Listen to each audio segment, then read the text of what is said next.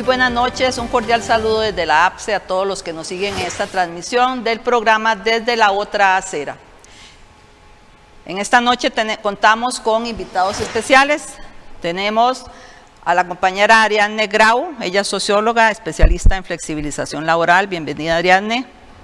Por este lado tenemos al licenciado Esteban Calvo Rodríguez, abogado laboralista. Y la compañera Sofía Guillén, que nos ayuda en la conducción del programa. Y entonces, pues esperamos que lo disfruten y continuamos con Sofía. Así es, buenas noches, qué gusto que nos acompañen nuevamente por acá. Hoy vamos a hablar sobre flexibilidad laboral. ¿Será realmente una medida de reactivación económica? ¿Por qué surge la necesidad una y otra vez de hablar de flexibilidad laboral y otras medidas de precarización laboral en medio de las crisis económicas? ¿Qué será lo que hay detrás? ¿De qué trata realmente esto? Acompáñennos esta noche que vamos a hablar sobre este tema. Ya casi volvemos.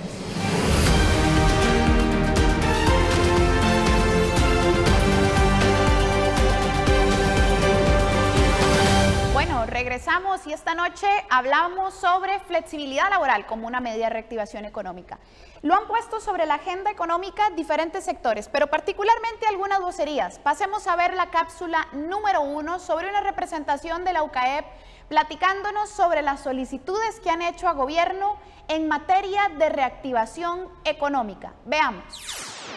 ¿Cómo produce empleo un empresario? Bueno, con certeza económica, con crédito, con eliminar tramitología, con lo que pedimos también, que es quitar la rigidez a los esquemas de contratación laboral, ¿verdad? Como por ejemplo la contratación laboral flexible, teletrabajo, muchas de esas cosas.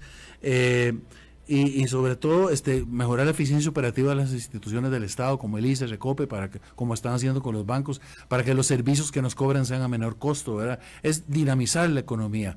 Pero ¿ustedes creen que el gobierno debiera en esta oportunidad, dado esas posibilidades, esas consecuencias, insistir tanto en el tema ahora, como lo fue el año pasado que estaba el plan fiscal y ahora con proyectos de ley? Vea, una cosa es la ley de empleo público, que es la que se está mencionando, que es a mediano plazo, que tiene que ser este año, y la otra que nosotros urgimos para activar la economía ya, para generar empleo ya, son la flexibilidad laboral, el teletrabajo, la contratación por tiempo real laborado en la Caja de Seguro Social. Esas son cosas que se pueden hacer ya, en 1 o 2 meses. Mientras no tengamos ese marco rígido, va a ser muy difícil dinamizar el mercado laboral.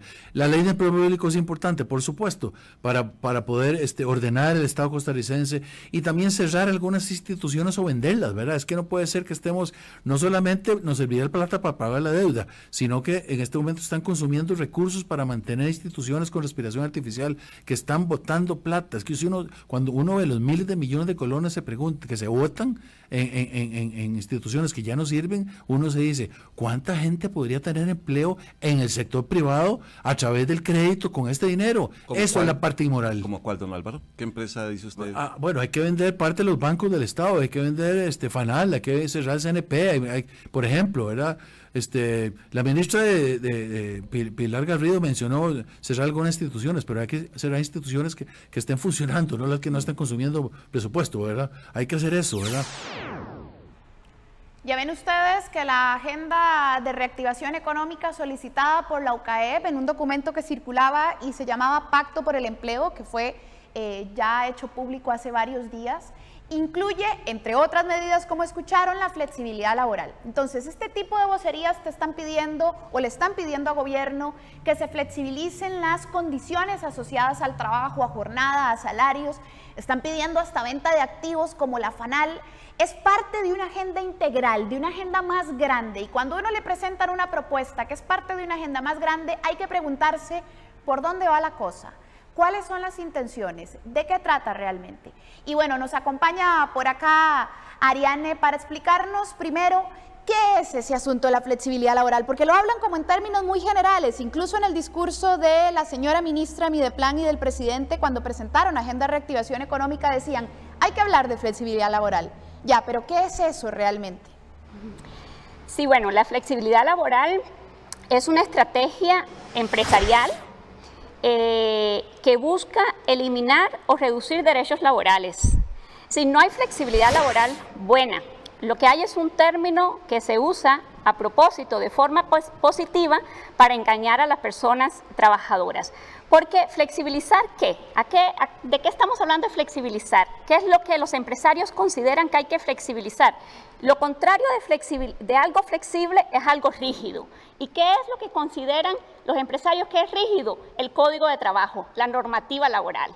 ¿Y para qué existe el Código de Trabajo y para qué existe la normativa laboral? Para proteger los derechos laborales de los trabajadores y las trabajadoras. Es decir, lo que la flexibilidad laboral se cuestiona principalmente es el principio protector de la ley laboral, que es el reconocimiento de que la relación laboral es una relación desigual, ¿verdad? Que no es entre partes iguales. Por eso es que existe un código de trabajo diferente a un código civil y a un código comercial, donde los contratos son entre partes iguales. En la relación laboral no hay partes iguales, es una relación desigual, y la parte más débil son las personas trabajadoras. Por eso el código de trabajo protege de forma especial a las personas trabajadoras. Y eso los empresarios lo consideran una rigidez. Quieren quitarse esas ataduras de encima. Por eso es que piden flexibilidad laboral. Le ponen ese nombre y las personas trabajadoras se engañan y creen, yo quiero un trabajo flexible. Sí, en primer momento dicen sí, pero no es flexible para la persona trabajadora, es flexible para el empresario. ¿Qué quiere decir flexible para el empresario? No tener que cumplir la jornada laboral de 8 horas, no tener que pagar el salario mínimo que establece la ley, no tener que garantizar estabilidad en los contratos de trabajo, no tener que respetar la libertad sindical, porque la flexibilidad laboral en Costa Rica, ahora podemos hablar más de eso, de lo que más se ha hablado es de la flexibilidad de la jornada laboral, ¿verdad? Pero la flexibilidad no es solo la jornada laboral, hay también flexibilidad de los contratos, hay también flexibilidad de los salarios, es decir, abarca todos los derechos laborales. Y otro elemento que me parece importante también introducir de este tema es que la flexibilidad no es solo legal, es decir, es lo que aspiran los empresarios a modificar la normativa legal, modificar la ley para más bien legalizar las prácticas violatorias de derechos laborales que han tenido siempre, porque eso es lo que buscan. Ahora vamos a hablar más del tema de la jornada laboral, pero realmente lo que buscan es legalizar la ilegalidad y su incumplimiento permanente y sistemático de derechos laborales. Ese incumplimiento sistemático de derechos laborales lo hemos también llamado la flexibilidad de hecho, que ya existe en el país, es decir, aunque existen las normas, aunque existen las leyes que son de obligatorio cumplimiento, hay una práctica sistemática que ha ido flexibilizando esta normativa, ¿verdad? Y la otro tipo de flexibilidad, que es la flexibilidad jurisprudencial también, que es cuando a partir de fallos judiciales se va modificando la interpretación de la ley y también se va flexibilizando. Entonces son 3 tipos de flexibilidad laboral, pero lo que me parece importante es decir que esto es una propuesta empresarial que lo que busca es eliminar o reducir los derechos laborales para reducir costos, para ganar en competitividad a partir de la reducción de costos, y esa reducción de costos es eliminación de derechos y por tanto menos derechos y peores condiciones de trabajo para las personas trabajadoras. Correcto, y de fondo habría que recalcar que además hay un poco, vamos a ver, hay un poco como la creencia, ¿no?, común de decir, bueno, pero si al gran empresario le va bien, si tiene más ganancias, nos va mejor a todos. Ya, pero es que la forma en la que esa riqueza al final es transferida a las personas trabajadoras es a través del salario.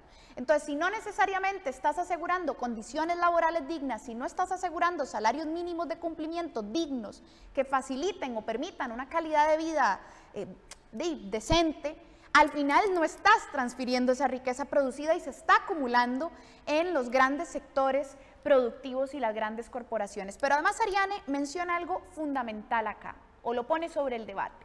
No es flexibilidad para el trabajador o la persona trabajadora, es flexibilidad para el empresariado. Y eso es muy importante porque a lo mejor a nosotros y nosotras nos puede sonar como bastante bueno decir, no, claro, yo quiero escoger la cantidad de horas, yo quiero escoger los días. Ya, pero es que en Costa Rica estamos en un nivel de desempleo histórico y después del COVID va a ser aún más fuerte. ¿Cuál es realmente la fuerza que como personas trabajadoras tenemos para negociar condiciones de trabajo frente a un patrono? ¿Realmente somos dueños de esas condiciones de trabajo si no hay un código de trabajo que nos respalde? De fondo hay preocupaciones de esa naturaleza, máxime en media crisis, que es en donde estamos y hacia dónde vamos, ¿verdad? Pero además hay un contexto histórico asociado a los intentos de flexibilidad laboral. Este no es un tema nuevo. Y precisamente para hablarnos sobre eso está hoy acompañándonos acá doña Marielos, historiadora, que nos va a hablar un poquito de ese contexto de la flexibilidad laboral. Doña Marielos, ¿es nuevo el tema? ¿Es la primera vez que ponen el tema sobre la mesa? ¿De dónde viene esto? Claro que no, ¿verdad? El trabajo asalariado que engendra el capitalismo liberal desde el siglo XIX nace por definición como una actividad flexible, abusiva, a través de la cual hubo una explotación que conocemos a través de los teóricos y de sociólogos y de filósofos del siglo XIX, incluyendo a Carlos Marx, y no habría que entrar en muchos detalles al respecto. Lo que sí me interesa más bien destacar es que la lucha por la reducción de las jornadas de trabajo está íntimamente relacionado con el nacimiento de las organizaciones sindicales. Le dieron un sustento, una base, una razón de ser. Y por eso, por ejemplo, el caso, digamos, más representativo en este sentido sería el más cercano a nosotros, el de los Estados Unidos. Los sindicatos en los Estados Unidos surgen de la mano o portando, digamos, la demanda de una reducción de jornadas. Eso tuvo sus resultados, por supuesto, no podríamos entrar en mayores detalles, pero sí ya a mediados, por ahí de 1840 y a mediados del siglo XIX, en los Estados Unidos y también en otros países, Inglaterra sobre todo, comenzaron a verse los resultados. En los Estados Unidos, por ejemplo, en 1840, el Estado, y aquí voy a mencionar, porque en la medida en que el Estado moderno se va consolidando, se van aumentando las posibilidades de efectivamente una mediación entre patronos y trabajadores que logren ponerse de acuerdo para tratar de obtener jornadas menores. La jornada de las 8 horas en los Estados Unidos fue creada en la década del 60 del siglo XIX y fue dada en primer lugar para los empleados del Estado. Igual que el caso costarricense, el Estado es el que toma la iniciativa, es la que la debe de tomar en vista de que la conflictividad laboral en los Estados Unidos por lo menos era prácticamente, digamos, desde un nivel bélico. La existencia de cuerpos paramilitares, de patronos que atacaban a los luchadores por la jornada de 8 horas, obligó a que el Estado tomara acciones más decisivas. Para el caso costarricense, habría que señalar que, bueno, el proceso de conformación del trabajo asalariado fue más tardío, comenzó ya en el siglo XX, y hubo una serie de motivaciones. Siempre vamos a encontrar, o casi siempre, que al lado de esas luchas, o con el trasfondo de esas luchas, habrá alguna crisis.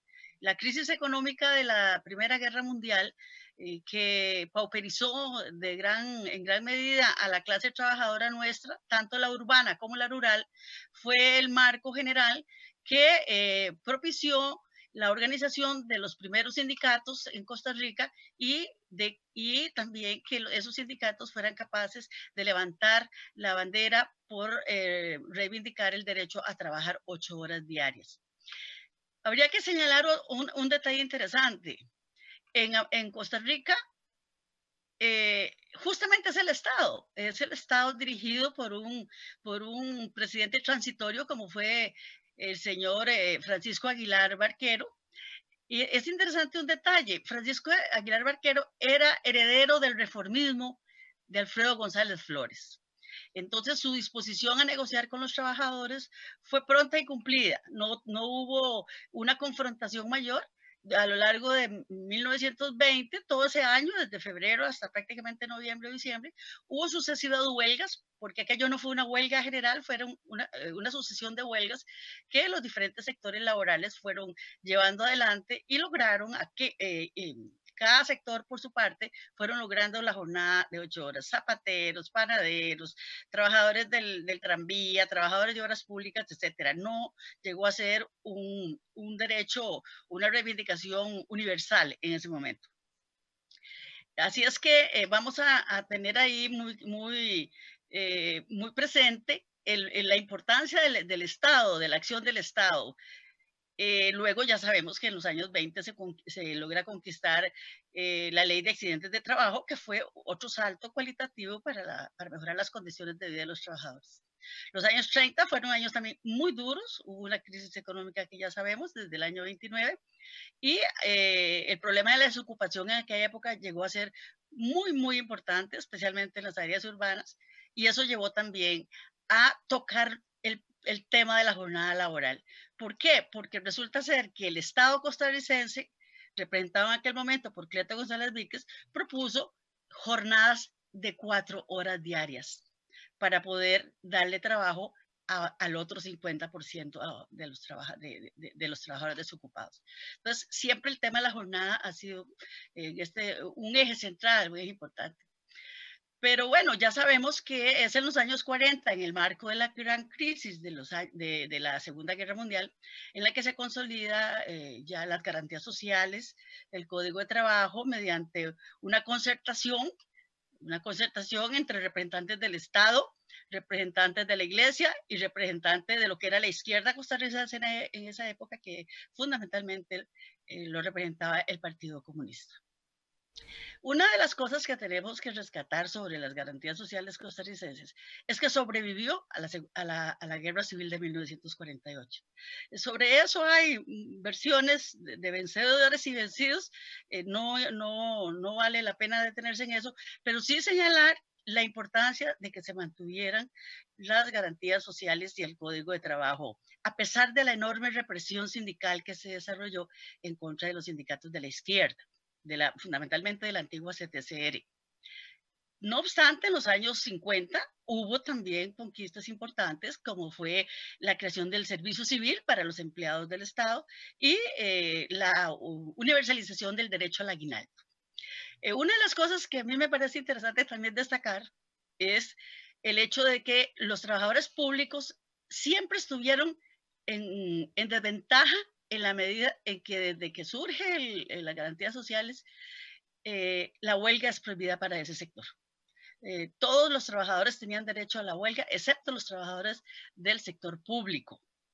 Suerte que las garantías sociales incluían el instrumento de las convenciones colectivas. Y esas fueron las que permitieron que ya en los 60, el sector privado, las bananeras, pero sobre todo en el sector público, se lograran firmar convenciones colectivas que, teniendo rango de ley, permitían, digamos, legitimaban de alguna manera el derecho a la huelga entre los trabajadores del Estado, porque la convención colectiva podía conquistar por sectores lo que no se había logrado obtener en el código, en el documento de las garantías sociales. Esos son los antecedentes. Esa es la regulación que se logra en Costa Rica entre los años 20 y los años 70. Tiene una incidencia fundamental. Son, por supuesto, elementos que favorecen la maduración de la democracia costarricense. Y ya en los años 80, cuando se inician los procesos de movilidad laboral y de sustitución de las organizaciones sindicales por organizaciones solidaristas, etcétera, ya sabemos que desde que se habló de movilidad laboral, especialmente a partir del gobierno de Calderón Fournier, pues bueno, ya abordamos y nos metemos en este túnel de la flexibilización laboral que muy bien nos explicaba Arián. Esos serían los aspectos generales que yo podría señalar. Si luego tienen alguna pregunta y puedo responder con mucho gusto.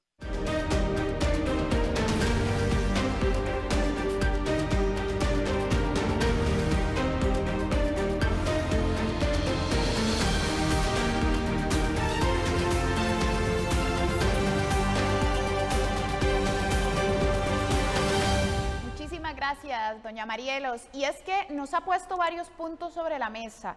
Vean qué interesante. Nos decía doña Marielos, ojo con los puntos de crisis económica que suelen estar asociados a pulsos muy fuertes entre sectores, ¿verdad? Un sector usualmente mega empresarial dispuesto a avasallar derechos laborales y un sector de personas trabajadoras intentando organizarse para contrarrestar ese intentonazo, ¿verdad? Y generando alternativas o salidas. Esas organizaciones históricamente han sido los sindicatos. Ahora, Nos pone también sobre la mesa doña Marielos no solo la importancia de ver estos pulsos en media crisis, ojo, estamos en una crisis económica y se acerca una recesión económica histórica, así que la agudización de esos pulsos va a ocurrir, no hay quite. Ya vemos cada vez el tono es más fuerte de la propia UCAEP y de algunas vocerías del sector megacorporativo. Y es que en el sector privado es todavía más difícil negociar con una patronal, ¿verdad? Porque la mayoría del sector privado en la práctica no tiene organizaciones sindicales, prácticamente es el sector público el que tiene. Y tampoco ha sido sencillo la negociación en el sector público. Doña Saray, ¿cómo han sido esos procesos con la patronal? ¿Cómo han sido los últimos años desde la función pública? ¿Se ha ido deteriorando la condición de la persona trabajadora en la función pública? Pues sí, desde hace años pues vienen con el proceso de, bueno, la flexibilización, ¿verdad? Diríamos que solo afecta a los trabajadores privados, pero no es así, ¿verdad? También tiende a afectar. De hecho, en este momento hay una circular, una directriz que enviaron, en donde dice que en el sector público en este momento se puede trabajar 10 horas al día y 4 días a la semana. Así, nada más así, pasado, ¿verdad? Para los funcionarios públicos. ¿Es flexibilidad? Exactamente, ¿verdad?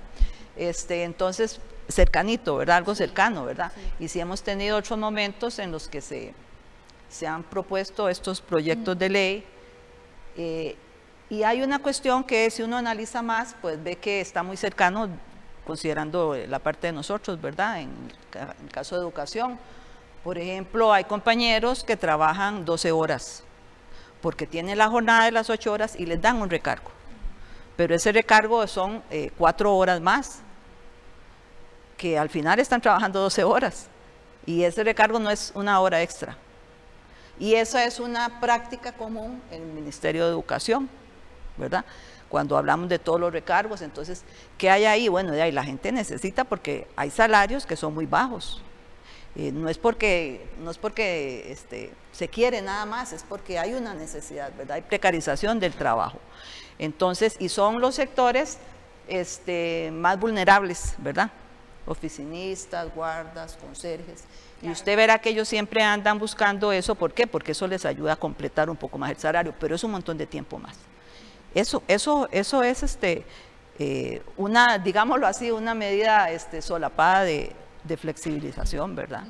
Totalmente. Entonces sí, entonces son ejemplos como esos, recargos que hay muchos de estos de más tiempo, los directores que trabajan más tiempo. Usted dirá, se le pagan, sí, pero se le pagan no es el punto. Alguien que trabaja de las 7 de la mañana a las 5:30 y al otro día vuelve otra vez a las 7 de la mañana a las 5:30 o trabaja las 12 horas, eso no son buenas condiciones, ¿verdad? De salud, de estar alerta, de tomar decisiones, ¿verdad? Entonces, un poco eso es lo que se da en el sistema en este momento. Bueno, y la clave es esa, es que la gente lo necesita. Exacto. Ese es el punto detrás de esto, que en la práctica se ha ido precarizando poquito a poco en la función pública, el sector privado todavía peor, ¿no? Porque el salario no alcanza para sostenerse. Claro. O sea, no alcanza ni para comer y no es porque todos tenemos derecho a disfrutar de la vida, dice uno, ¿verdad? Todos tienen derecho a tener descanso, compartir con la familia, salir y dar una comidita, pero hay gente que no puede hacer eso, entonces de ahí necesita un préstamo, ¿verdad? Porque son salarios muy bajos y entonces los préstamos, entonces ellos buscan esto y en realidad todos, compañeros por ejemplo, que no tienen lecciones completas, 10 lecciones, 15 lecciones, 20 lecciones, o sea, ahí hay ocultas cosas, ¿verdad? Entonces, sí. Esto es un poco el ejemplo que hay. Claro.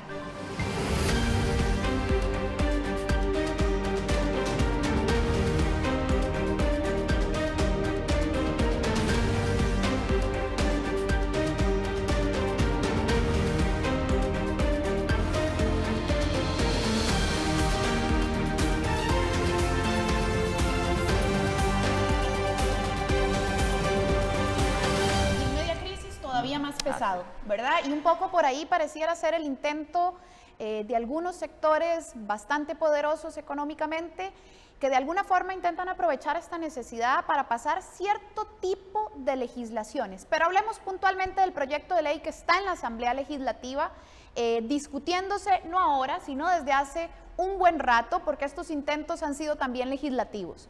Pasemos a ver la siguiente cápsula de un fragmento de la Comisión de Asuntos Jurídicos que discutía el expediente legislativo asociado a la flexibilidad laboral, un expediente aún en discusión.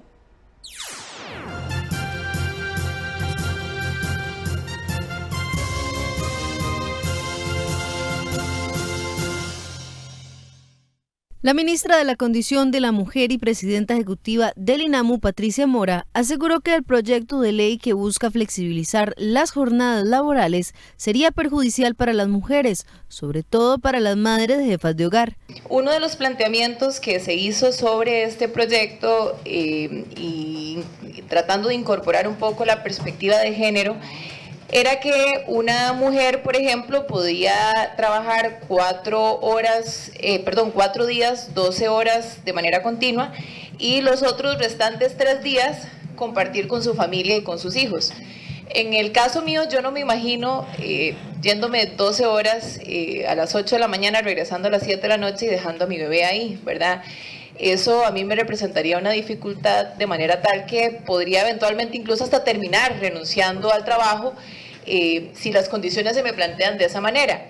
Ahora, si hay voluntad de parte de la trabajadora, pues de maravilla. Si la trabajadora considera que eso le sirve y se le acomoda a sus condiciones familiares, pues está perfecto. El tema que a mí me preocupa es que la relación entre patrono y trabajador es una relación dispara.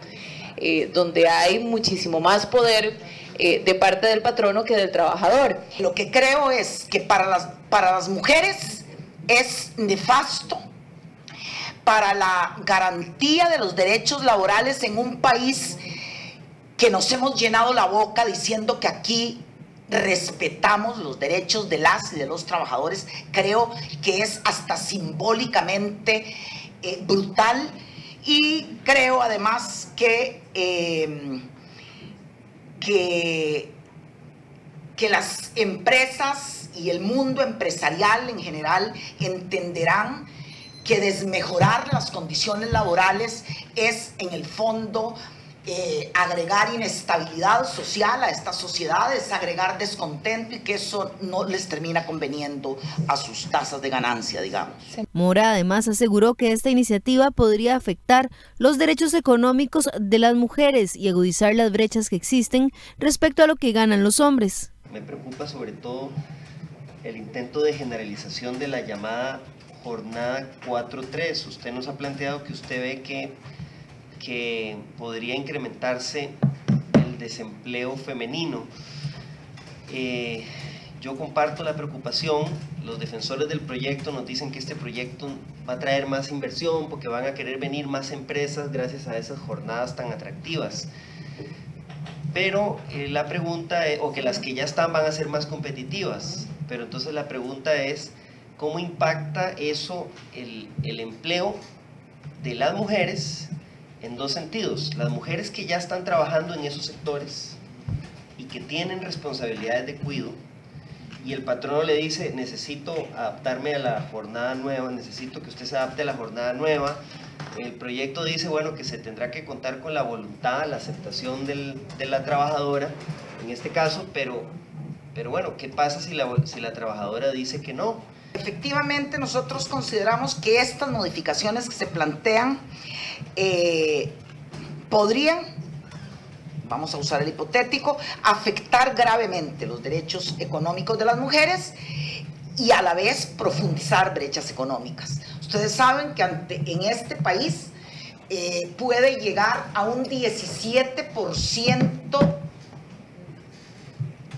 menos el salario de una mujer con relación a un hombre ante exactamente el mismo trabajo. Esta propuesta se tramita en la Comisión de Asuntos Jurídicos bajo el expediente 21.182 y busca reformar los artículos 136, 142, 144 y 145 del Código de Trabajo.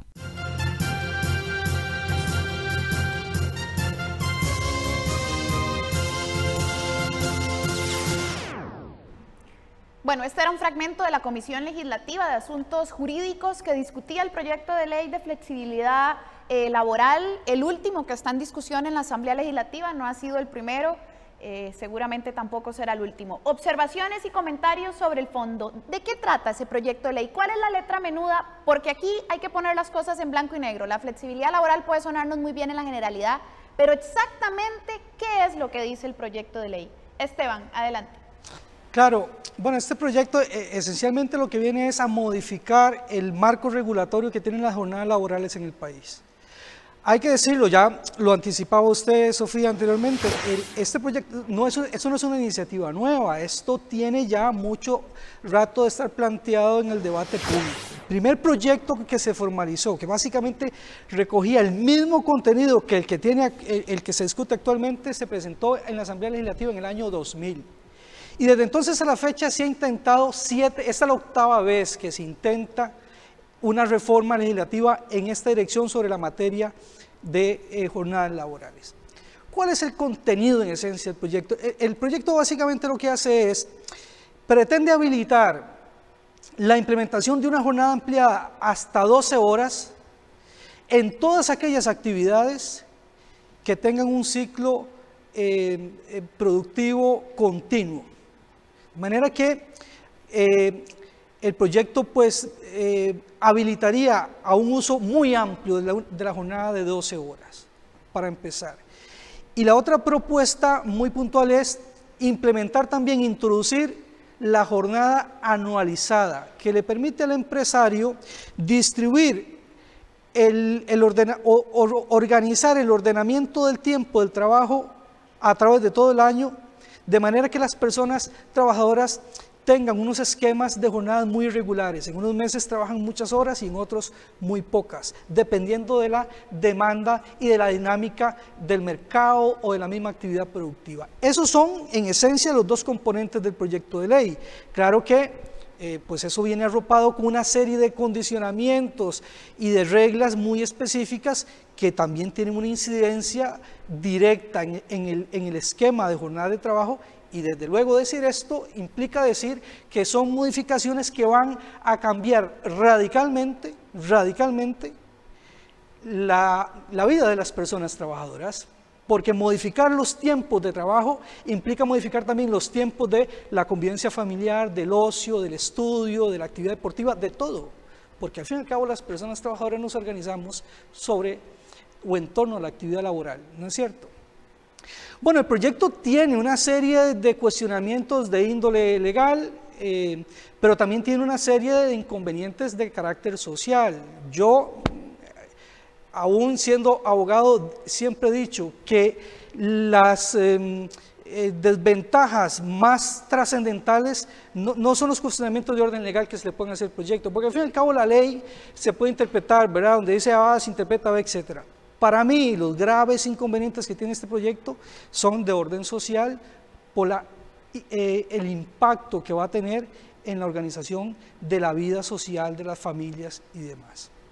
Pero bueno, hablando un poco de aspectos legales, aquí hay que recordar que en nuestro país, a diferencia de muchos otros, esto hay que recalcarlo, la regulación de las jornadas laborales, de las jornadas de trabajo, viene dada por la Constitución política, no exclusivamente por la ley ordinaria. Es decir, ha sido la Constitución política la que ha definido la jornada laboral y la que ha planteado allí los límites máximos que puede tener la jornada laboral. Lo hace el artículo 58, que básicamente recoge 3 reglas. La primera nos dice que la jornada diurna no puede ser mayor de 8 horas al día ni de 48 horas a la semana, que la jornada nocturna no puede ser superior a 6 horas al día ni de 36 a la semana. Primera regla. La segunda regla nos dice, el tiempo que se trabaje más allá de esos límites tiene que pagarse de manera con un pago adicional, es lo que llamamos el tiempo extraordinario, que es extraordinario, solo en situaciones extraordinarias se debería elaborar. Y la tercera regla, que es de donde se está desprendiendo, por así decirlo, el proyecto de ley, es una norma que está en el mismo artículo 58 que dice que solo en casos excepcionales muy calificados pueden modificarse esos topes que tiene la jornada laboral. Esa es la regla que da vida al proyecto, pero la pregunta fundamental que hay que hacerse, ¿este proyecto atiende a esa excepcionalidad muy calificada que establece la Constitución política? En mi opinión, no. Si uno lee el artículo 145 bis, que es el que introduce la jornada laboral de 12 horas, uno se da cuenta fácilmente, como ya lo explicaba, que habilita el uso de esa jornada para todas las actividades que tengan ciclos productivos continuos, que hoy en día son la mayoría. De manera que el proyecto desde ahí ya tiene un cuestionamiento de orden constitucional, decir, bueno, este proyecto no respeta ese valladar que impone la Constitución política al legislador, que el artículo 58 lo que hace es restarle potestades al legislador ordinario, decirle, usted no puede regular los límites, porque los límites están definidos en la Constitución. Usted lo que podría hacer, dice el artículo 58, es establecer en una ley qué casos muy excepcionales y muy calificados podría romperse esos límites que yo, constituyente, estoy estableciendo. Eso es lo que dice el artículo 58. Repito, el proyecto no se atiene a eso, el proyecto desborda esa limitación constitucional y abre la posibilidad de utilizar de una manera generalizada una jornada de 12 horas. Para mí, ahí ya hay un problema constitucional. Y otro problema muy evidente es que ese proyecto roza directamente con el convenio número 1 de la OIT, que Costa Rica lo tiene ratificado. Ese convenio es muy interesante, ese convenio, bueno, es el primer convenio que aprueba la OIT, que ya es casi un símbolo. ¿Por qué la OIT, allá en el 1919, decide emitir su primer normativa internacional en materia de jornada después? Porque ese era uno de los aspectos fundamentales, incluso está plasmado en el pacto, en el pacto de Versalles, cuando se le pone finiquito a la guerra y se establecen todos los acuerdos multilaterales para crear el nuevo mundo de posguerra y demás. Es una materia fundamental. Ese es el primer convenio de la OIT. La Comisión de Expertos en Aplicación de Convenios y Recomendaciones de la OIT viene señalándole al país insistentemente desde al menos el año 2008 que estos proyectos de ley, ya hemos dicho, no es el primero, esto viene desde el año 2000, no se atienen a la letra del convenio número 1 de la OIT. Porque el convenio, el convenio número 1 defiende la jornada de 8 horas. Y aun cuando habilita la posibilidad de romper esos topes, lo hacen unos supuestos muy específicos y muy limitados. Y la Comisión de Expertos de la OIT le ha dicho al país que la propuesta que tiene este proyecto de ley no respeta esas excepciones que tiene el convenio número 1. Ya se ha vuelto costumbre, que dicho sea paso es preocupante, de que en este país legisle violentando los convenios de la OIT que tenemos incluso ratificados. Es una situación muy preocupante. Este proyecto no es la excepción. Bueno, ahí hay dos aspectos de legalidad, por señalar solo los más gruesos, porque si nos metemos ya a revisar con lupa la letra menuda del proyecto, vamos a encontrarnos un montón de problemas. Por ejemplo, la jornada ampliada de 12 horas no respeta los tiempos de descanso mínimos. Por ejemplo, el artículo 143, que ya prevé para casos, ahí sí, muy excepcionales, como dice la Constitución Política, poder hacer uso de la jornada de 12 horas, nos dice que en la jornada de 12 horas, el tiempo mínimo de descanso va a ser de 1 hora y media. Este proyecto nos habla de una jornada de 12 horas con un descanso de 1 hora. Es decir, eso no puede ser. Luego, no garantiza el trabajo para las mujeres en estado de embarazo o en periodo de lactancia. Por señalar algunas cosas menores, pero muy importantes, que tendrán unas consecuencias muy gravosas. Yo sí creo que hay sectores de la población laboral que se verán más afectados con otros, entre ellos las trabajadoras, sobre todo las que tienen responsabilidades de cuidado, que en nuestra sociedad, nos guste o no nos guste, sigue siendo una función muy confiada a las mujeres, lo cual genera una ley de estas potencias ya esa desigualdad odiosa que tenemos con el cuidado familiar. Pero decía yo que los inconvenientes más graves no están en el orden legal, sino social. Uno de los argumentos que se ha utilizado para defender esta jornada, que a mí me parece, y lo digo con respeto, pero es que de verdad me parece una auténtica bobada, es afirmar que este tipo de jornadas logra compatibilizar de mejor forma la vida laboral con la vida familiar. A mí que me lo expliquen, yo no lo he podido entender. Porque si a esto le sumamos, a las 12 horas le sumamos los tiempos de desplazamiento, que aquí en este país, moverse en cualquier centro urbano ya nos toma 2 horas de ida y 2 horas de venida, realmente los costarricenses estaríamos destinando 18 horas al trabajo. Si un padre de familia, una madre de familia tiene que salir a las 4 de la mañana para regresar a las 7, 8 de la noche, ¿cómo es que se compatibiliza la vida laboral con la vida familiar? La única forma en que yo podría aceptar ese argumento es que me aseguren que esa jornada va a coincidir plenamente todos los miembros de la familia, porque entonces así, los 3 días que nos quedan libres, estamos todo el núcleo familiar allí, gozando de la vida de familia.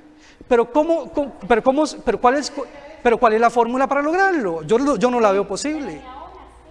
No, bueno, supongamos, ¿no? Para conceder, digamos, algún elemento de razonabilidad, si es que la hay, en esa fórmula.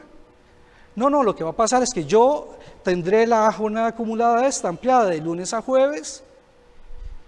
Lunes y jueves no veo ni a mi esposa ni a mis hijos porque estaré 18 horas fuera del hogar y probablemente a mi esposa le corresponda de miércoles a sábado. Y entonces esos días yo tampoco, no hay espacio de coincidencia.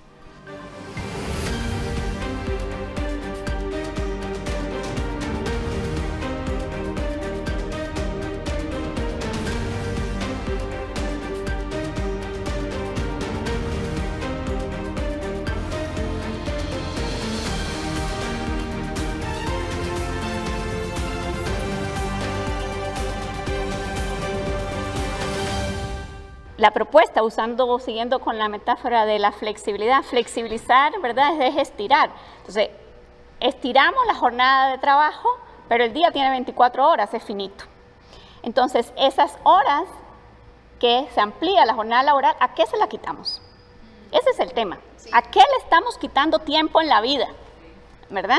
Entonces, le estamos quitando tiempo a estar con la familia, le estamos quitando tiempo a las responsabilidades, le estamos quitando tiempo al estudio, le estamos quitando tiempo al sueño, ¿verdad? Le estamos quitando tiempo al descanso, le estamos quitando tiempo a las actividades recreativas y placenteras. A algo le estamos quitando tiempo porque el día tiene 24 horas.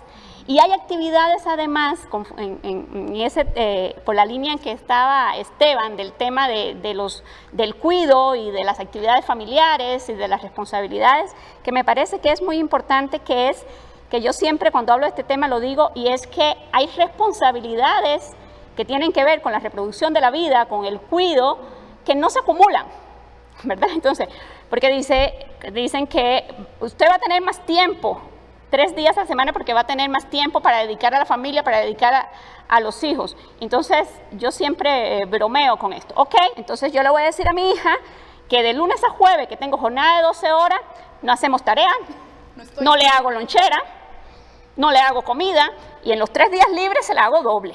Lonchera doble, tarea doble, así es. Entonces, acumulo la jornada de trabajo y acumulo el descanso, pero es que, espérate, porque hay algunas actividades que no se pueden acumular, que hay que hacer todos los días. Y son esas actividades justamente las que recaen, como dicen, mayoritariamente sobre las mujeres trabajadoras. Entonces, el costo para las mujeres va a ser muy alto y pueden tener 2 caminos. Uno, se recargan las mujeres porque la jornada de trabajo de las mujeres no terminan cuando regresan a la casa, ¿verdad? Más bien se duplica la doble jornada. Entonces hay que llegar a hacer todas esas actividades que no se acumulan. Después de 12 horas. Después de 12 horas de jornada, más 2 o 3 de traslado, llegar a la casa a hacer esas actividades. Entonces, ¿a qué es lo que se le va a quitar? ¿A qué es lo que las mujeres les vamos a quitar el tiempo? Al descanso, al sueño, con las graves repercusiones que eso tiene sobre la salud. O renunciar al trabajo remunerado. O aumenta el desempleo. O aumenta el desempleo de mujeres que ya...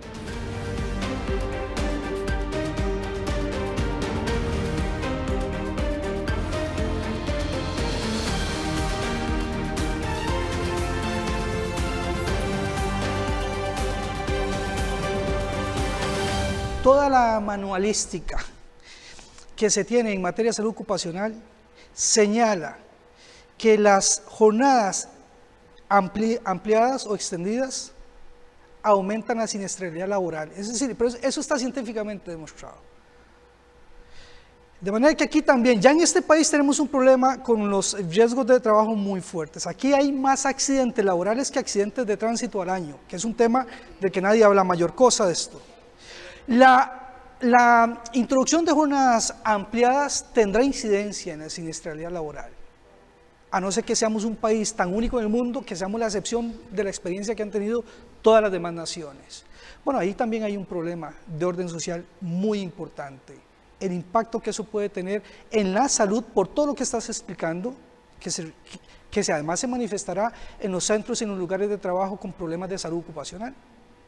Eso lo tienen ocultado, no quieren hablar de esto.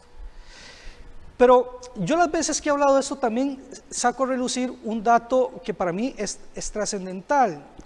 Ahora que en este país está de moda hablar de la OECD o de la famosa OCDE, que la tenemos así como como en fin, la catedral del éxito donde todos queremos estar ahí. La OECD ha hecho estudios sobre tiempos de trabajo, estudios comparados, y pone a Costa Rica entre los 2 o 3 primeros los países donde más horas se dedican al trabajo al año. Solo estamos en América Latina, solo nos supera México. La OECD dice que Costa Rica ya le destina, en ese estudio habla de que Costa Rica se destina en promedio más de 2.069 horas anuales al trabajo. Bueno, este proyecto de ley nos habla de una jornada anualizada de 2.320. Si este proyecto se aprobara, Costa Rica pasará ya a la cabeza de los países donde más horas se destinan al trabajo. Perdón, Esteban, y a propósito de lo que estás diciendo, veamos esta cápsula 3 con esos datos que acabas de plantear asociados a la OCDE, para que la gente dimensione además quiénes son los países con menos horas reportadas al año. Es que no solo Costa Rica y México son los que tienen más horas anuales reportadas según la OCDE, sino que además, ahí está la imagen, tenemos que entre los países con menos cantidad de horas en jornada laboral por año reportada, tenés a países como Alemania, ¿ok? Estamos por encima del promedio de la OCDE, estamos por encima de la cantidad de horas de Japón, de Estados Unidos, ya, pero y la gente nuestra no vive mejor que la gente de algunos de estos países, pero ¿verdad? ese dato se complementa con otro también muy interesante, es otro estudio de la OECD, yo lo tengo por acá, quizás lo pueda señalar, que es este. Este gráfico lo que nos indica es la productividad laboral en términos comparativos también de un estudio de la OCDE. Y ponen a Costa Rica aquí a la cola, es decir, comparando ambos estudios, sacamos la conclusión de que en Costa Rica los costarricenses estamos dedicando muchas horas al trabajo, pero somos muy poco productivos en el trabajo. Aquí está el dato, esta rayita roja aquí en la cola de todos los países, esos somos nosotros. ¿Qué significa eso? Eso quiere decir lo que anteriormente explicaba. Somos de los países donde más tiempo dedicamos al trabajo, pero los que tenemos la productividad laboral, la capacidad de ser productivos en el trabajo más bajas de todos los países que tiene el estudio. La pregunta que hay que hacerse, ¿es acaso que aumentando las jornadas vamos a ganar más productividad? Desde luego que no vamos a ganar un ápice si ya trabajamos muchas horas y somos muy poco productivos. Invertir esa ecuación implicaría hacer cambios que son más difíciles de hacer porque cuestan más dinero, son a plazos largos, hay que invertir más en educación, son cambios más estructurales. Lo más fácil es decir, modifiquemos la jornada del Código de Trabajo y pongamos a la gente a trabajar 12 horas. Ahora, si no vamos a ganar más productividad aumentando la jornada, ¿qué es lo que buscan los empresarios? Porque algo tendrán que buscar. Bueno, yo creo que ya lo señalaba Ariane muy bien. Aquí el truco no es otro que ahorrar costos laborales eliminando el pago del tiempo extraordinario, no es otra razón. La jornada de 12 horas no es esto del tiempo extraordinario. Del tiempo extra. Los empresarios en la justificación del proyecto dicen que esos esquemas que tiene el código dificultan, por ejemplo, atender ciclos productivos de 24 horas. Eso es absolutamente falso. En este país hay 3 esquemas. Usted tiene la jornada diurna, la jornada mixta, la jornada nocturna, y con esos esquemas una empresa puede trabajar sin parar un segundo las máquinas 24 horas al día, 365 días al año. a lo que se apunta es a eliminar el pago del tiempo extraordinario, de las horas extras. Por lo tanto, este proyecto hay que entenderlo en una visión más amplia como un proyecto que lo que busca es precarizar condiciones salariales. Eso es, en el fondo, lo que está acá, es ponernos a trabajar más tiempo y a la vez ganar menos salario, porque entonces muchas personas que se redondean, como decimos popularmente, el salario metiendo más horas, elaborando tiempo extraordinario, que no es una fórmula desde luego conveniente, por lo que ya hemos dicho, aquí verían esfumada esa posibilidad, porque simplemente la modalidad de jornada será trabaje 12 horas sin pagarle el tiempo extraordinario, que hoy en día implicaría un tiempo de 1.5 el valor de cada hora. Claro, se ahorran ese costo. Entonces, ahí sí yo entiendo que los empresarios digan, por aquí ganamos productividad, competitividad, es lo que ganarían allí, pero ¿a costa de qué? A costa de precarización de condiciones laborales. Una fórmula perversa, porque si el país decide caminar por esas sendas, meterse en un túnel sin salida, siempre va a haber algún país que va a producir más barato, y si la fórmula va a ser competir con esos países reduciendo costos laborales, pues terminaremos como en 200 años atrás, en época de la revolución industrial, trabajando 18 horas por un plato de comida. Correcto. Es decir, esa fórmula es inaceptable. Correcto. Y los empresarios deben de entenderlo.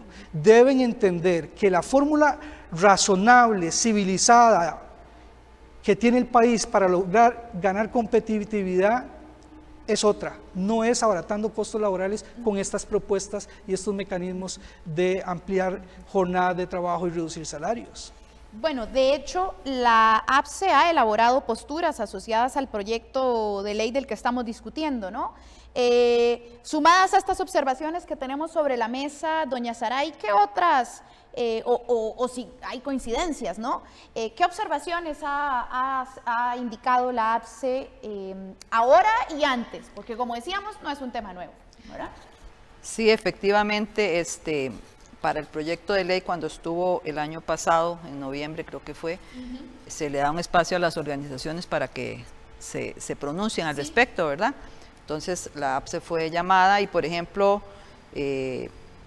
aquí decíamos iniciativas que no son el resultado de pactos sociales ni de negociaciones colectivas.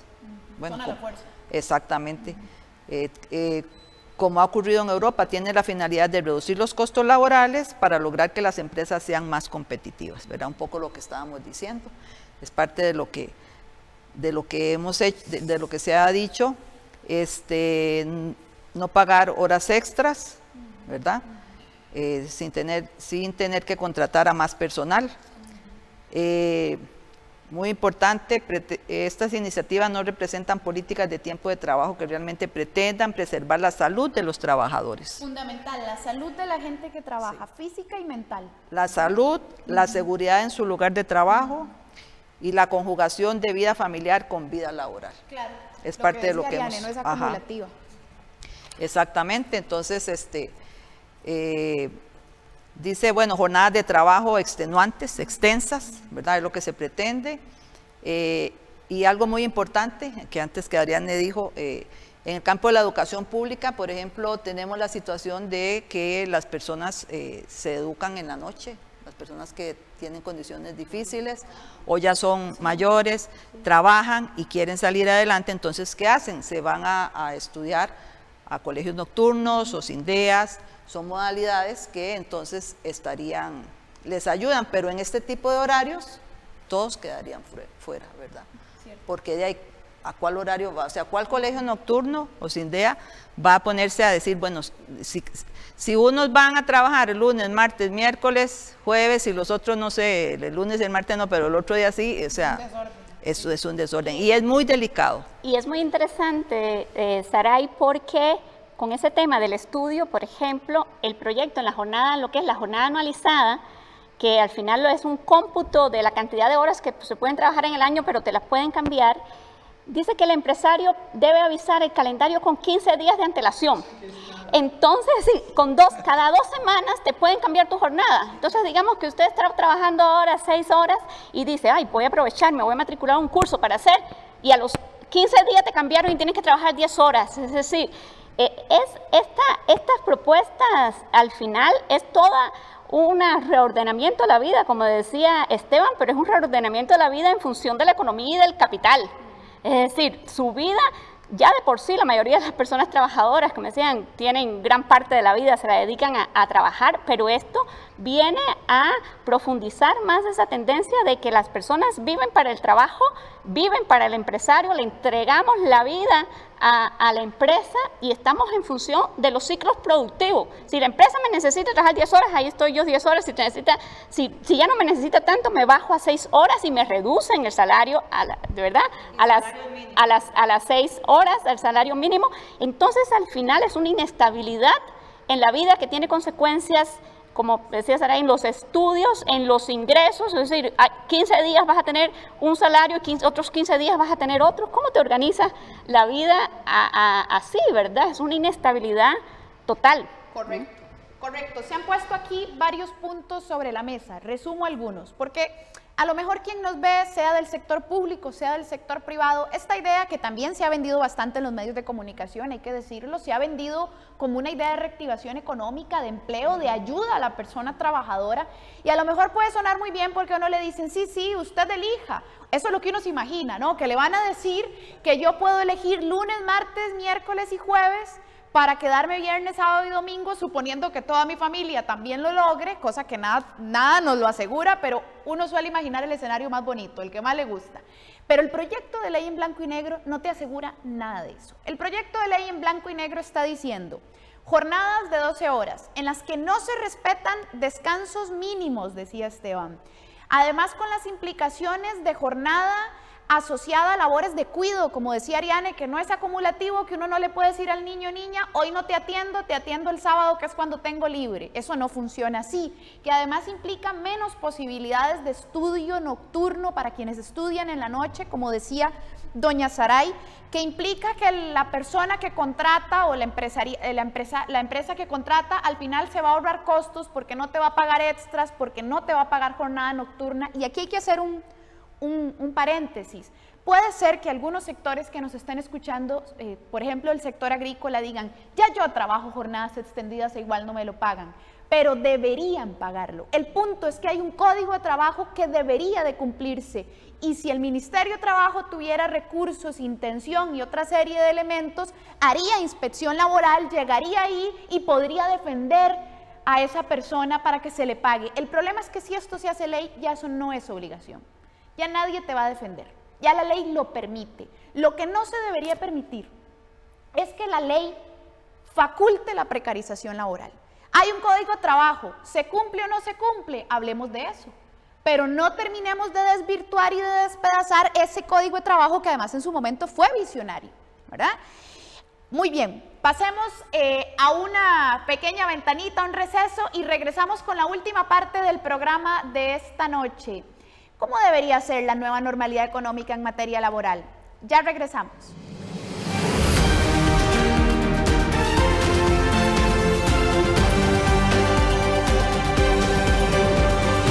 Bueno, regresamos con la última parte del programa de hoy. Estamos hablando sobre flexibilidad laboral y vamos a hablar un poquito sobre escenarios.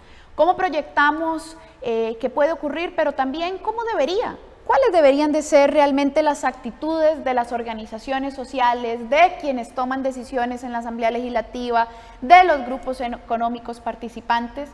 Entonces, escenarios. Ok, bueno, aquí lo primero que habría que decir, y voy a retomar por donde comenzó Marielos por la historia, porque la jornada laboral de 8 horas se conquistó en Costa Rica en el año 1920 en medio de una crisis económica mundial, de recesión económica mundial y en medio de una pandemia, ¿verdad? Y se logró un derecho laboral gracias a las huelgas y a las luchas.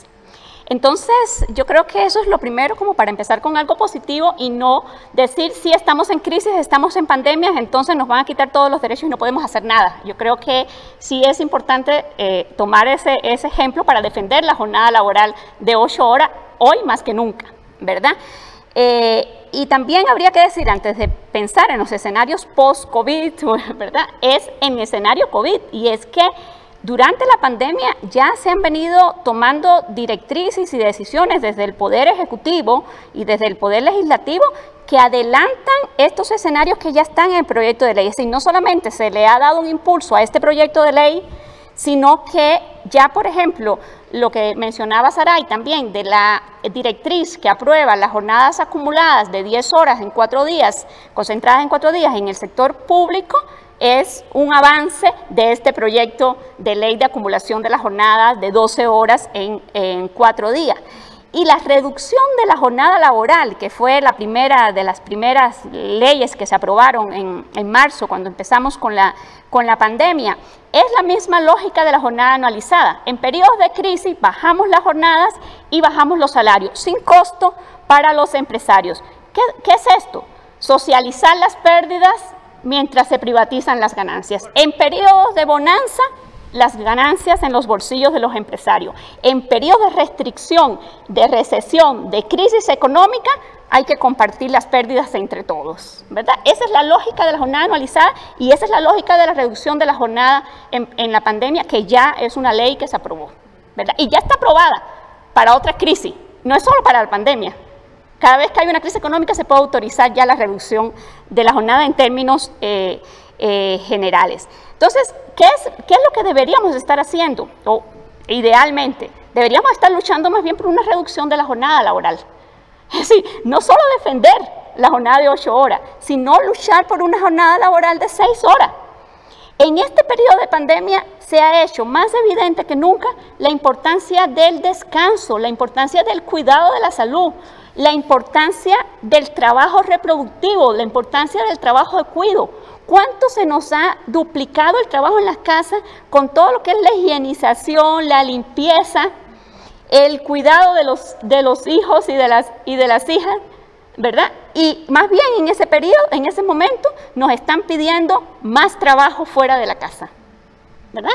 Cuando deberíamos tener más tiempo para descansar, más tiempo para cuidar nuestra salud, más tiempo para relajarnos, para hacer ejercicio, para tener otro tipo de actividades. Entonces, yo diría que revirtiendo la moneda de DCI, el movimiento sindical tuviera la fuerza para enfrentar todas estas políticas que vienen de los sectores económicos poderosos y del gobierno, porque esto no es una política, es decir, es un paréntesis, pero desde el septiembre el gobierno puso este proyecto en la Asamblea Legislativa como una propuesta del Ejecutivo, antes de la pandemia. Entonces, una propuesta que viene de los sectores económicos, grandes sectores económicos, en acuerdo con el gobierno del PAC. Las organizaciones y la clase trabajadora organizada deberíamos estar luchando por la exigencia de 6 horas en este tiempo de pandemia. Aprovechar la crisis para luchar por una reducción de la jornada como pasó hace 100 años.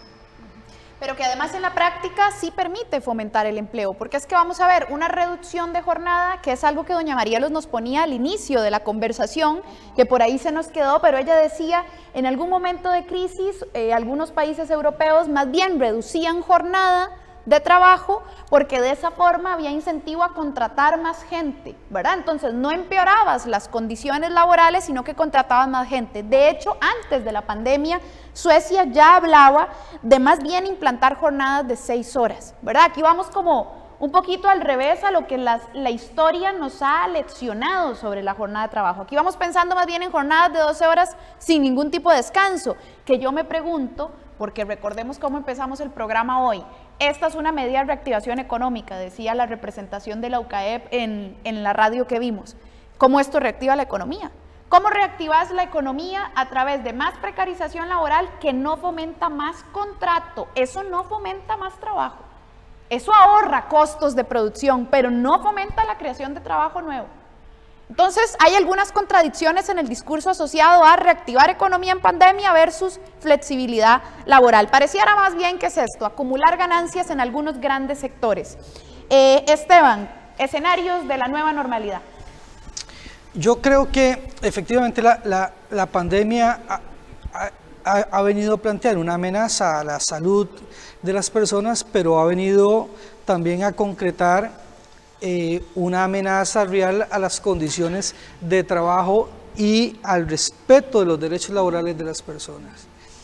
La crisis ha propiciado una intensificación, por así decirlo, en lo que ya es una cultura nacional de irrespeto a los derechos laborales mínimos. Y eso es muy preocupante. Yo creo que aquí todas las personas, los trabajadores y trabajadoras, tenemos que estar muy atentos y entender dentro de este montón de información que se nos bombardea, todos los temores que tenemos todos los días sobre la situación de la pandemia, la economía y demás, que eso no es una justificación para violar derechos laborales. Y que el empresario que actualmente se está valiendo de la pandemia para precarizar condiciones laborales, pues está incurriendo en muchas veces en situaciones verdaderamente ilegales y en todo caso injustas. Y eso no, como sociedad no lo deberíamos de permitir. Yo creo que esto debería también llevar a la reflexión a la clase trabajadora, a todas las personas que viven de un salario, a estar más atentas y a veces ser más conscientes sobre la necesidad de la organización, porque solo a través de la organización podemos defender los intereses económicos y sociales como clase trabajadora. Eso históricamente siempre ha sido así y hoy en día no es una excepción, sino todo lo contrario. Es decir, hoy se acentúa la necesidad de la organización para incluso como colectivo también poder plantear de una manera sistemática propuestas para realmente lograr la reactivación económica. Creo y coincido con ustedes que ampliar la jornada laboral no es una medida que ayude a reactivar la economía, sería más bien todo lo contrario. Que hecho sea paso, hay una tendencia en el mundo de reducir las jornadas laborales. Corea del Sur, por ejemplo, que es uno de los países ricos que tenía las jornadas más amplias, no hace mucho tiempo hizo una reforma de calado y redujo las jornadas. En América Latina, hace muy poco tiempo, Chile emprendió una reforma y redujo las jornadas laborales. Yo he escuchado voces nada sospechosas de idea de izquierda, como el señor Carlos Slim, defendiendo la idea de reducir las jornadas laborales para generar más fuentes de empleo. Es una idea que está ahí, incluso la promueven empresarios, bueno, del nivel de Carlos Slim, repito, que no es, nadie lo acusaría de tener ideas de izquierda ni nada por el estilo. A eso lo que deberíamos estar apuntando, más bien a medidas que logren darle a la gente mejor calidad de vida, que generemos más empleo, que logremos ser más productivos por otras vías. Ya lo decíamos, Costa Rica es uno de los países donde más se trabaja, pero de los países que tienen la menor productividad laboral. Hay muchas cosas que se podrían hacer allí para aumentar, ser más productivos, ser más competitivos. Yo entiendo el interés de los empresarios y lo comparto, de ser más competitivos, ¿por qué no? Si el mundo es que esas son las condiciones, bueno, uno podría también adaptarse a eso, pero la vía no es la reducción de costos laborales, porque implica degradación también de condiciones de vida para las clases populares, que son aquí y en todo el mundo. La clase trabajadora es la clase más amplia de todas las sociedades habidas y por haber.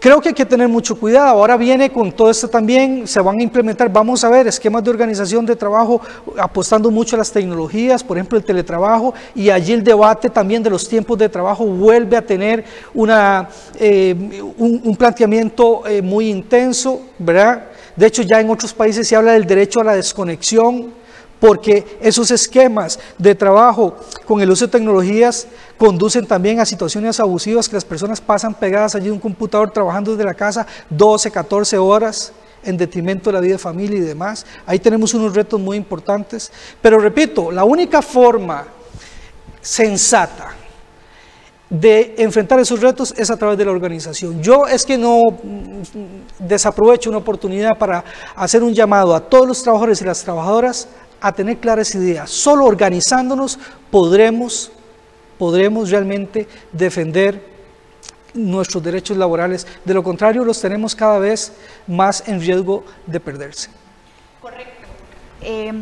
Y a propósito de lo que dice Esteban y pone acá sobre la mesa, hay que también hacer una diferenciación de los intereses del sector empresarial, que es bastante heterogéneo. La semana pasada hablábamos con, por ejemplo, una representación del Ángel, que nos contaba que en media crisis de Cinchona ellos pagaron todos los salarios como tenía que ser. Es decir, que es posible producir con conciencia y responsabilidad social, que al final del día, si hay personas del sector productivo que producen y nos están observando en esta noche, pues también saber, vamos a ver, que una cosa es una gran corporación multinacional que está viendo a ver cómo reduce salarios porque tiene que producir lo más barato aquí o en India o en China, y otra cosa es una empresa local costarricense que en realidad se afecta si no hay buenos salarios, porque quien le compra es el tico, quien le compra es el que vive aquí. La persona que esté dedicada a producir y venderle a costarricenses y a personas que habiten en Costa Rica necesitan que las familias en Costa Rica ganen bien, si no, no les van a comprar. La gente compra menos si tiene menos salarios, ¿verdad? Entonces, mucho ojo, que a veces es dispararse en el pie, andar precarizando laboralmente algunos sectores. Doña Saray, tanto Esteban como Ariane han coincidido en la necesidad de enfocarnos en algunas luchas posibles. Han puesto sobre la mesa la reducción de jornada. Decía Esteban, se acentúa la necesidad de organización. Decía Ariane, estrategias de defensa para reducir jornada. Es decir, hay salidas posibles, hay ideas posibles. Organización en el sector público y privado. ¿Cómo tendría que ser el papel de los movimientos sociales en esta nueva normalidad económica en términos de mejorar condiciones de trabajo? Que es retadora, ¿eh? Es retadora. Sí, es retadora en el sentido del contexto en el que estamos, sí, ¿verdad? No es una lucha solamente por la flexibilización, sino que es también en medio de una pandemia, ¿verdad? En condiciones difíciles. Bueno, en este caso yo pienso que, considerando que todos estamos recluidos, todos estamos en las casas, ¿verdad? Yo pienso que en este momento, bueno, todo este espacio es como para hacerle un llamado a la clase trabajadora de este país. Hablamos públicos y privados. Todos estamos en condiciones difíciles, ¿verdad? Todos somos afectados. ¿Qué es lo que se mueve ahorita? Se mueven las redes sociales. La información toda pasa por ella.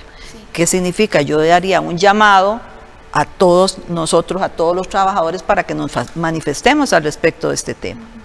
Aquí se ha abierto un espacio para que la gente conozca qué es la realidad, porque solo estamos escuchando la otra realidad, claro, la realidad de otros. La otra acera. Exacto, la otra acera. Entonces, para que nos ubiquemos en esta acera, escuchemos lo que estamos diciendo todos nosotros, buscando también que la gente esté informada, y nos manifestemos por las redes. Vean ustedes cómo está sucediendo con los padres de familia con respecto al regreso a las clases, ¿verdad? Entonces, son formas de mover la información, de que la gente llegue, de que la gente comprenda, de que le digamos a este gobierno, a los diputados, a los empresarios, que conocemos lo que se quiere y no es lo mejor para Costa Rica, ni es lo mejor para los trabajadores, ¿verdad? Que lo que se pide no es para mejorar el salario, porque el problema no es, el problema de lo que se está haciendo, de lo que está pasando, no está llevando a mejorar salarios. O sea, ¿por qué la gente busca y recibe todas las condiciones que le presenten? Porque no tienen otra opción, no hay opciones, ¿verdad? Entonces, un poco por ese lado, viendo el contexto. Es complicado, es difícil. Nosotros como organización y las organizaciones deberíamos de dirigirnos más a los medios y por ellos movilizar la información para que la misma gente se manifieste ahí. Correcto.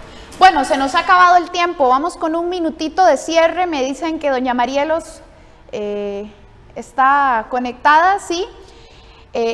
Un minutito de cierre, doña Marielos, agradecerle muchísimo que haya estado esta noche con nosotros y nosotras. Y bueno, mensaje final que quiera dejarnos a quienes nos ven esta noche. Bueno, yo quisiera referirme un minuto solamente a las reflexiones tan importantes que hace Esteban. Cuando Esteban nos señala la importancia de que los empresarios comprendan los efectos tan negativos que para la clase trabajadora tendrá un proyecto como este, yo necesito pensar que ahí requerimos la participación del Estado, de un Estado que tenemos que mover, que tenemos que conmover para que finalmente juegue un papel mínimo de negociador en este caso. Solamente contarles que yo he tenido un sinsabor en esta época, no solo por la pandemia, sino porque tuvimos que modificar las actividades que se habían planeado para celebrar el centenario de la conquista de las 8 horas de trabajo en Costa Rica. Y una de las cosas que llaman profundamente la atención es que el Ministerio de Trabajo, que sería la instancia estatal que debería estar recuperando esa memoria histórica para que se comprenda de dónde viene Costa Rica y para dónde va, ni siquiera contó, y me imagino que la señora ministra quizá ni se dio cuenta que era el centenario de las 8 horas de trabajo.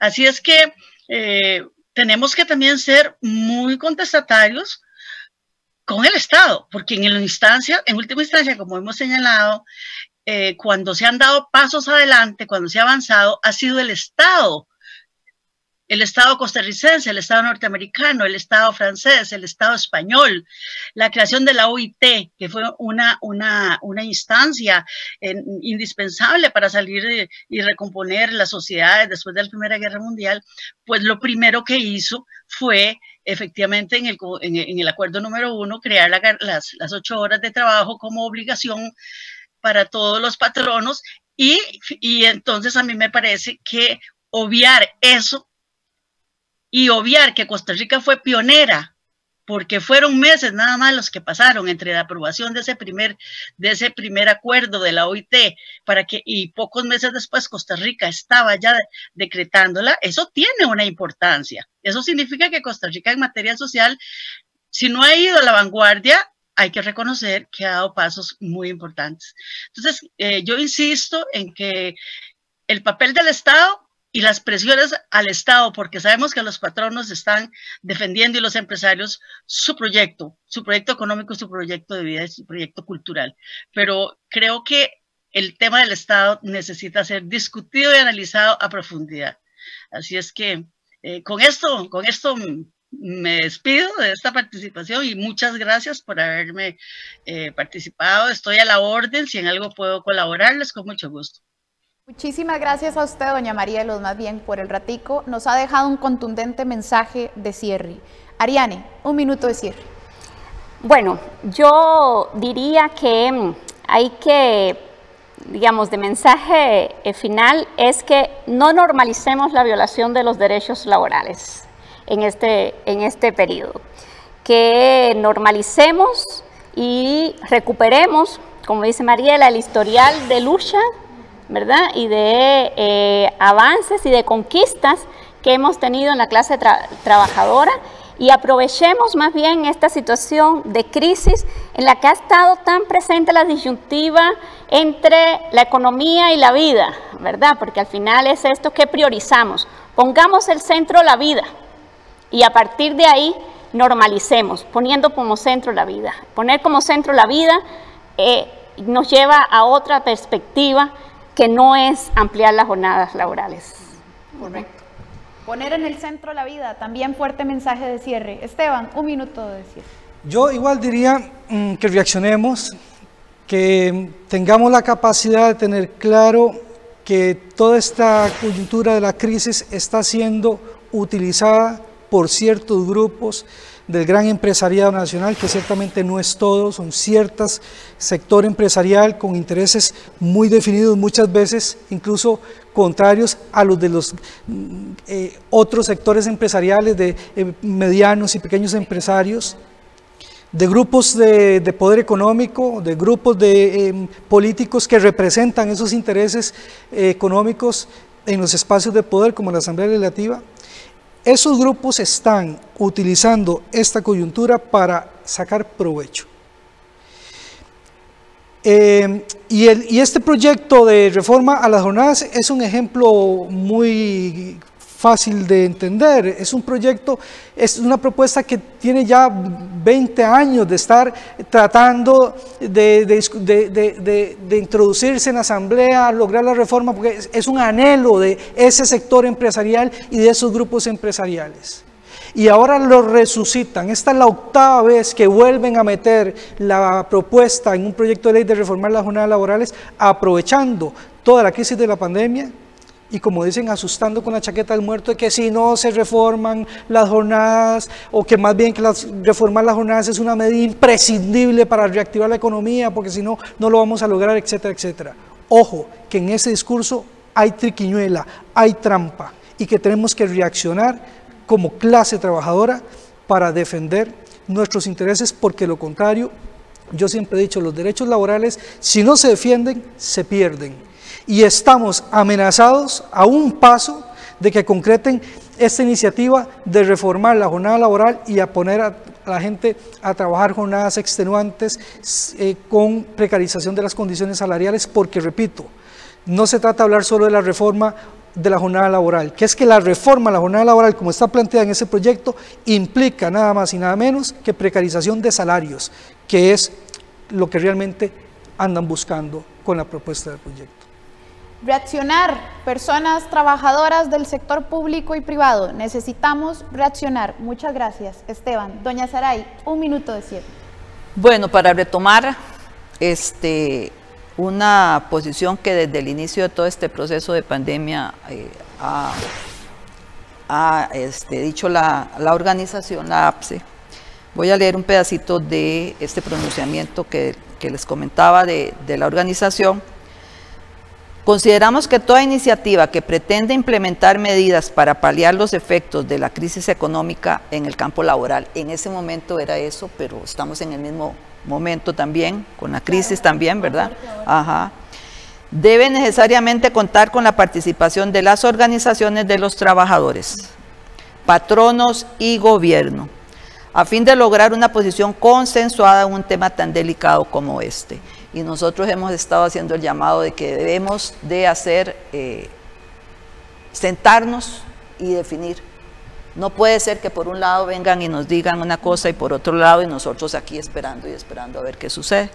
Entonces es un llamado más bien a los que tienen estas condiciones, al gobierno, como decía Esteban también, un llamado para que nos sentemos. O sea, tiene que ser algo en conjunto, si no, esta situación pues no sabemos, ¿verdad? Correcto. No sabemos qué pueda suceder más en este país. La unión hace la fuerza. Personas trabajadoras del sector público y privado necesitamos unir esfuerzos, unir ideas, hay muy buenas ideas en diferentes sectores. Se nos ha acabado el tiempo del programa. Acompáñenos el siguiente jueves para tratar otro tema de coyuntura y realidad nacional, y muchísimas gracias por acompañarnos en este espacio una noche más en Desde la Otra Acera.